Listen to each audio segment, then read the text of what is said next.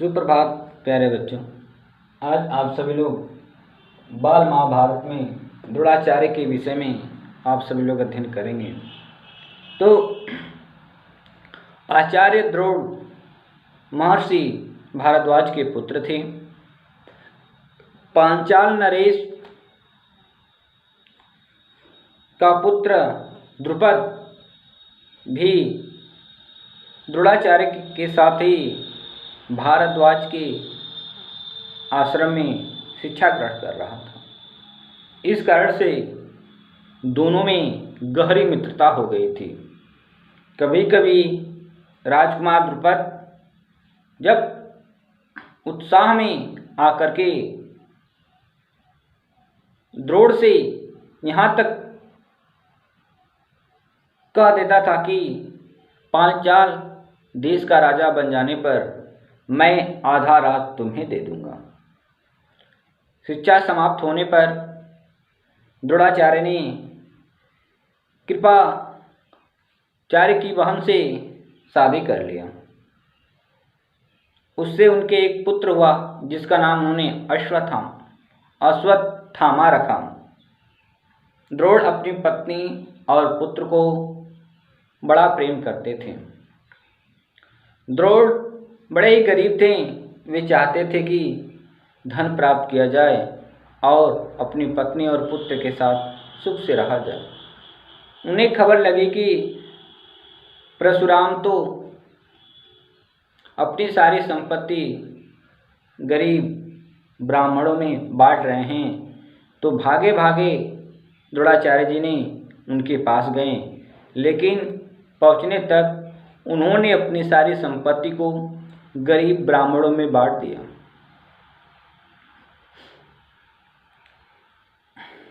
और वे वनगमन की तैयारी कर रहे थे।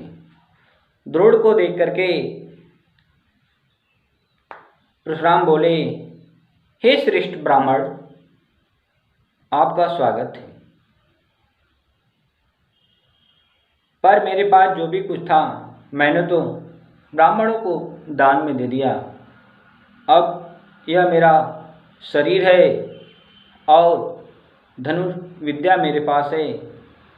मैं आपके लिए क्या करता हूँ, क्योंकि महाभारत की जो परंपरा रही है, तो यदि महाभारत की लड़ाई भी हुई तो धर्म के नाम पर हुई। एक वीर पुरुष की पहचान होती थी कि अपने दरवाजे से किसी को खाली नहीं जाने देता था। उसी तरह से परशुराम ने कहा कि हे श्रेष्ठ ब्राह्मण, मैंने तो अपनी सारी संपत्ति ब्राह्मणों में दान कर दिया। अब तो मेरे पास मेरा शरीर एवं मेरी धनुष विद्या है। बताइए मैं आपके लिए क्या कर सकता हूँ और आपको मुझसे इन दोनों में क्या चाहिए। तब द्रोण ने सारे अस्त्रों के प्रयोग तथा रहस्य सीखने की प्रार्थना की। परशुराम ने प्रार्थना स्वीकार कर ली और द्रोण को धनुष विद्या की पूरी शिक्षा दी।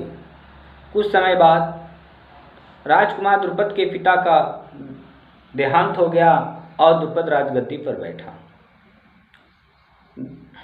द्रोणाचार्य को जब द्रुपद के पांचाल देश की राजगद्दी पर बैठने खबर लगी तो यह सुनकर के वे बड़े प्रसन्न हुए और राजा द्रुपद से मिलने वह पांचाल देश चले गए। उन्हें गुरु के आश्रम में द्रुपद की बचपन में की गई बातचीत को याद दिलाई, क्योंकि जो द्रुपद था वह जब उत्साह में आता था तो वह आचार्य द्रोण से कहता था कि मैं जब पांचाल देश का जब मैं राजा बनूंगा तो मैं आधा राज तुम्हें दे दूंगा। तो राजा बनने के बाद द्रोणाचार्य ने द्रुपद के पास गए और उन्होंने बचपन में की गई उन बातों को उन्होंने याद दिलाया। यदि आधा राज न भी देगा तो कम से कम कुछ धन तो जरूर ही देगा। यह आशा लेकर के द्रोणाचार्य राजा द्रुपद के पास पहुंचे और बोले, मित्र द्रुपद, मुझे पहचानते हो ना? मैं तुम्हारा बचपन का मित्र द्रोण हूँ।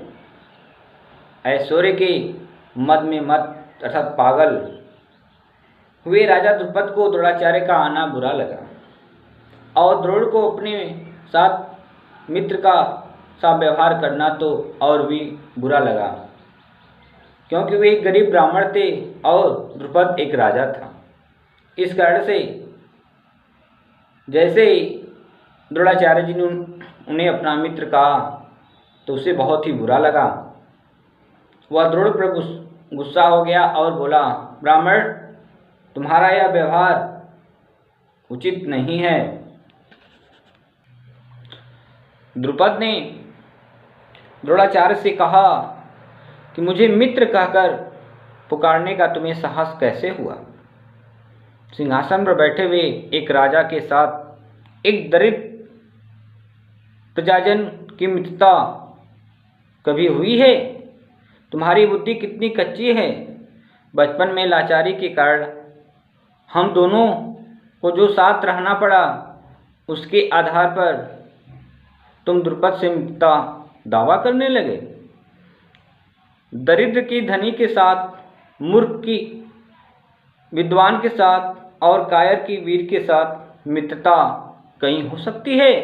यह बात द्रुपद ने द्रोणाचार्य से कहा। मित्रता बराबरी की हैसियत वालों में होती है। जो किसी राज्य का स्वामी न हो वह राजा का मित्र कभी नहीं हो सकता। द्रुपद की इन कठोर वाणी को सुनकर के द्रोणाचार्य लज्जित हुए और उन्हें क्रोध बहुत आया। उन्होंने निश्चय किया कि मैं इस अभिमानी राजा को सबक सिखाऊंगा और बचपन में जो मित्रता की बात हुई उसे पूरा करके ही चैन लूँगा। इस तरह से द्रोणाचार्य ने यह शपथ ले लिया। एक रोज हस्तिनापुर के राजकुमार नगर से बाहर कहीं गेंद खेल रहे थे कि इतने में उनकी गेंद एक कुएं में जा गिरी। युधिष्ठिर उसको निकालने का प्रयत्न करने लगे तो उनकी अंगूठी भी कुएं में गिर पड़ी। सभी राजकुमार कुएं के चारों ओर झांक झांक कर देखने लगे, पर उसे निकालने का उपाय उनको नहीं सूझता था। एक कृष्ण वर्ण का ब्राह्मण मुस्कुराता हुआ यह सब चुपचाप देख रहा था। राजकुमार को उसका पता नहीं था। राजकुमारों को अचरज में डालता हुआ वह बोला, राजकुमारों, बोलो, मैं गेंद निकाल दूं तो तुम मुझे क्या दोगे? ब्राह्मण श्रेष्ठ, आप गेंद निकाल देंगे तो कृपाचार्य के घर आपको बढ़िया दावत करेंगे। युधिष्ठिर ने हंसते हुए कहा। तब द्रोणाचार्य वे पास में पड़ी हुई सीख उठा ली और उसे पानी में फेंका। सीख गेंद के ऐसे जाकर लगी जैसे तीर और फिर इस तरह लगातार कई सीखें कुएं में डालते गए। सीख एक दूसरे के सिर से चिपकती गई, जबकि आखिरी सीख पर सिर कुएं के बाहर तक जा पहुंच गया। तो द्रोणाचार्य ने उसे पकड़कर खींच लिया और गेंद निकल आई। सब राजकुमार आश्चर्य से इसे देख रहे थे। उन्होंने ब्राह्मण से विनती की कि युधिष्ठिर की अंगूठी भी निकाल दीजिए। द्रोण ने तुरंत धनुष चढ़ाया और कुएं में तीर मारा। पल भर में बाहर अंगूठी को अपनी नोक में लिए हुए ऊपर आ गए। द्रोणाचार्य ने अंगूठी युधिष्ठिर को दी। यह चमत्कार देखकर राजकुमार को और ज़्यादा आश्चर्य हुआ। उन्होंने द्रोण को आगे आदरपूर्वक सिर नवाया और हाथ जोड़कर पूछा, महाराजा, हमारा प्रणाम स्वीकार कीजिए और हमें अपना परिचय दीजिए। आप कौन हैं? हम आपकी क्या सेवा कर सकते हैं? हमें आज्ञा दीजिए। राजकुमारों ने जाकर भीष्म पितामह की यह सारी बात सुनाई तो भीष्म ताड़ गए कि हो न हो वे सुप्रसिद्ध आचार्य द्रोणाचार्य ही होंगे। यह सोचकर उन्होंने निश्चय कर लिया कि अब से राजकुमारों की अस्त्र शिक्षा आचार्य द्रोणाचार्य के हाथों ही पूरी कराई जाएगी। बड़े सम्मान से उन्होंने आचार्य द्रोणाचार्य जी का स्वागत किया और राजकुमारों को आदेश दिया कि वे गुरु द्रोण से धनुष विद्या सीखा करें।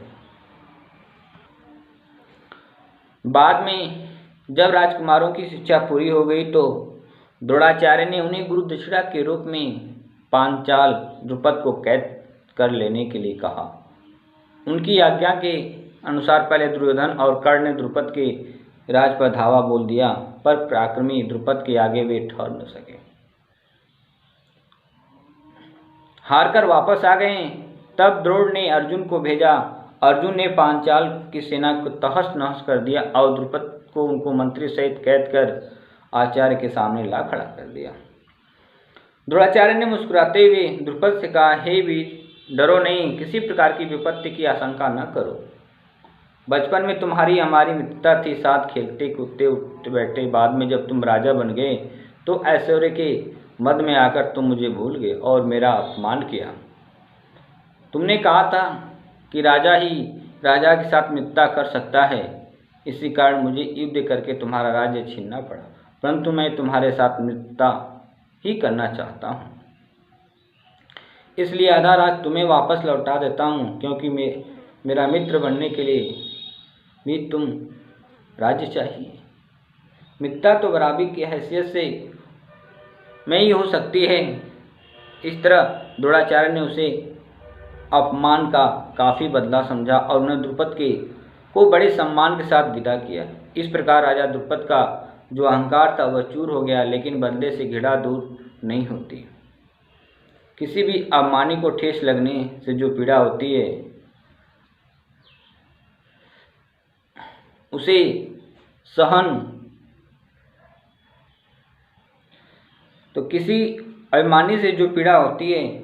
सहन करना बड़ा कठिन होता है। द्रोण से बदला लेने की भावना द्रुपद के जीवन का लक्ष्य बन गई। उसने कई कठोर व्रत और तप इस कामना से किए कि उसे एक ऐसे पुत्र हो जो द्रोण को मार सके, साथ ही एक ऐसी कन्या हो जो अर्जुन से शादी हो सके। आखिर उसकी कामना पूरी हुई। उसने धृष्टद्युम्न नामक एक पुत्र हुआ, जो द्रौपदी नामक एक कन्या हुई। आगे चलकर कुरुक्षेत्र में रणभूमि में अजय द्रोणाचार्य इस धृष्टद्युम्न के हाथों मारे गए। तो इस तरह से आप सभी लोगों ने आज आचार्य द्रोणाचार्य के विषय में अध्ययन किया। आप सभी लोगों ने तो इसका आप सभी लोग ध्यानपूर्वक घर पर बैठे अध्ययन करेंगे। इन्हीं शब्दों के साथ धन्यवाद।